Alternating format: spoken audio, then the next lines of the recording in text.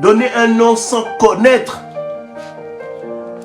ce que ce nom veut dire à la base, c'est pouvoir déjà conduire notre enfant avant même qu'il ne soit vers la décadence et la déchéance.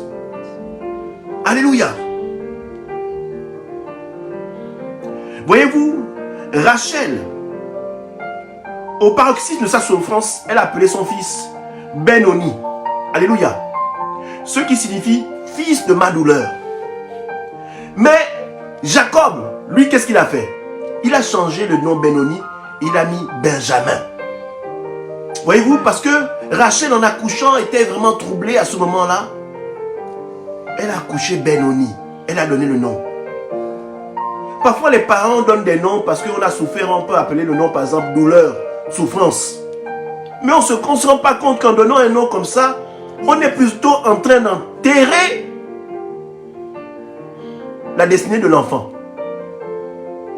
Il y a d'autres qui s'appellent, par exemple, janvier, février.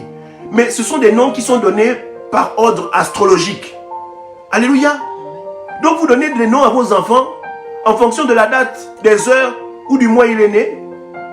Et en fait vous le livrez à des étoiles dont vous ne connaissez même pas, des astrologies ou à n'importe quelle science dont vous ne connaissez même pas la teneur. Non, parce qu'il est né en janvier, je l'appelle janvier. Bien-aimé, la Bible est claire. Mon peuple périt par manque de connaissance. Alléluia. Et Jacob a appelé Ben-Oni, il a transformé l'identité de cet enfant, il a appelé Benjamin, qui veut dire fils de bon augure. Alléluia. À la base, son identité, c'était fils de ma douleur. En d'autres termes, la guigne, fils de la malchance, fils de la souffrance.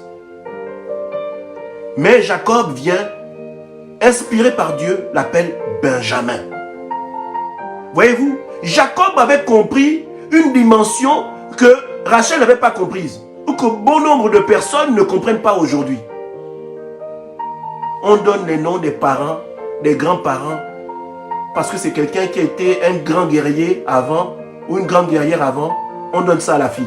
Et on s'étonne que ce soit une femme qui casse la gueule à ses maris. Non seulement parce qu'elle a hérité de ce nom et de cette identité spirituelle qui est cachée au travers de ce nom.